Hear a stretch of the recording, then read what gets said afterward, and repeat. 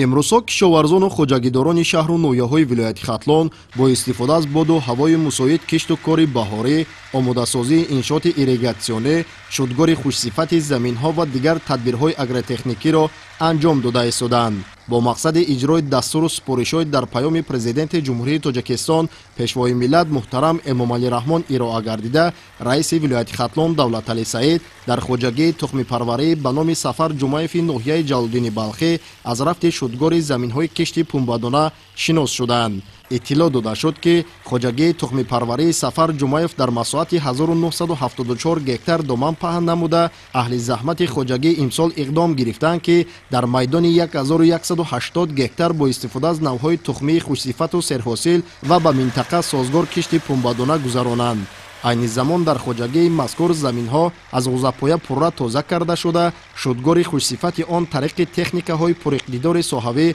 با سرعت جریان دارد. ذکر شد که تا امروز مساحت بیش از 400 گکتار زمین‌های خوجگی شدگار گردیده برای کشت و کار بهاری آماده کرده شده است. به اطلاع مسئولین ریاست کشاورزی، امروزها در همه جماعت‌های دهات ناحیه جلال‌الدین بلخی شدگار زمین‌ها به طور شبانه‌روزی با مرام ادامه دارد. همچنین در ادامه سفر کاری، رهبریت مقامات اجرایی حکومت دولتی از حالت کنونی ورزشگاه پنشیر ناحیه بازدید نمودند. اطلاع داده شد که ورزشگاه مذکور به تعمیر و نوسازی نیاز داشته به طلبات امروزه جوابگو نیست. به مسئولین ناحیه و ریاست کار با جوانان و ورزش دستور داده شد که لایحه نوی ورزشگاه در کوتاه‌ترین مهلت با طرح و نمای معاصر آماده و پیشنهاد کرده شود. طبق نقشه چاره‌بینی مقامات اجرایی حکومت دولتی و دستور و سپارش رئیس ولایت ختلان دولتعلی سعید، ورزشگاه پنشیر ناحیه جلال‌الدین بلخی باید تا روز تجلیل شایسته از جشن 35 سالگی استقلالیت دولتی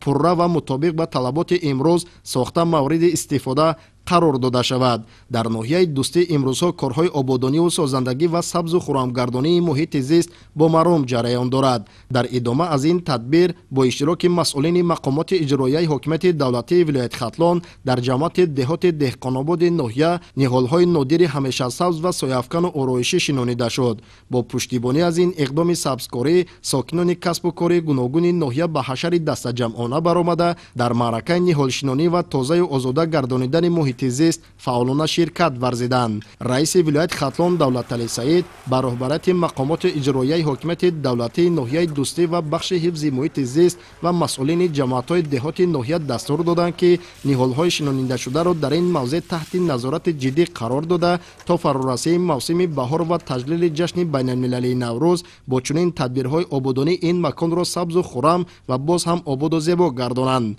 باید گفت که در حشر امروزه نهالشنانی در برابر دیگر نوع نهال اینچنین نهالان درخت پولانیا که به اقلیم منطقه مطابق است شنانیده شد. رهبریت ولایت ختلان در ناحیه دوستی همزمان از جریان کارهای ساختمانی در بنای شعبه معارف ناحیه نیز دیدن نمودند. بنای شعبه معارف با دستگیری حکومت جمهوری تاجیکستان، بانک اسلامی رشد و مساعدت مقامات اجرایی حکومت دولتی ناحیه دوستی بنیاد گردیده روزهای نزدیک مورد بهره برداری قرار داده می شود. بنای مذکور طبق لایحه از 3 آشیانه و 12 اتاق کاری، یک مجلسگاه و مهمانخانه عبارت می باشد. مورد ذکر است که بخشیده به جشن 35 سالگی استقلالیت دولتی در ساحه معارف ناحیه دوستی با دستگیری حکومت جمهوری تاجیکستان و شریکان رشد 3 بنای نوی تعلیمی، بنای شعبه معارف با سهم صاحبکاران و ساکنان، کمیته پدر و مادران و شخصان وطندوست در نزد 10 مؤسسه تعلیمی، عین زمان ساختمان 53 صنفخانه علاوگی ادامه دارد. باید گفت که سال 2024 در ناحیه یک مؤسسه تعلیمی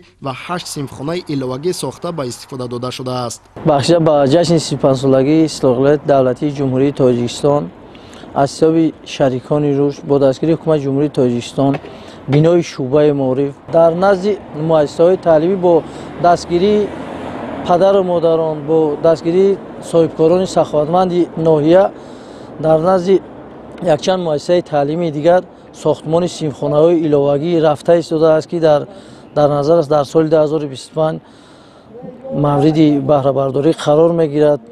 раиси вилояти хатлон давлатали саид зимни суҳбат бо ташаббускорону сокинони ноҳия таъкид намуданд ки дар доираи иҷрои дастуру супоришҳои президенти ҷумҳурии тоҷикистон пешвои миллат муҳтарам эмомалӣ раҳмон дар самти оқилонаву самаранок истифода бурдани қитъаҳои назди ҳавлигию президентӣ вусъати маъракаи кишту кори баҳорӣ саҳмгузорӣ дар раванди корҳои ободониву созандагӣ ва дигар тадбирҳои муҳими хоҷагии халқ саҳми арзандаи худро гузорем. тибқи нақша чорабинии мақомоти иҷроияи ҳокимияти давлатии ноҳияи дӯстӣ ҷиҳати омодагиҳо ба таҷлили ҷашни байналмилалии наврӯз ва истиқболи шоиста аз ҷашни 35-солагии истиқлолияти давлатии ҷумҳурии тоҷикистон сокинону соҳибкорони баъору номус ва ҳиматбаланди ноҳия дар асоси дастуру ҳидоятҳои пешвои миллат президенти ҷумҳурии тоҷикистон муҳтарам эмомалӣ раҳмон иқдом гирифтанд ки бо истифода аз боду ҳавои мусоид корҳои ниҳолшинонӣ ва ободониро ташкил намуда дар рушду пешрав ва зиннати тоза касб намудани симои шаҳраку деҳоти ноҳия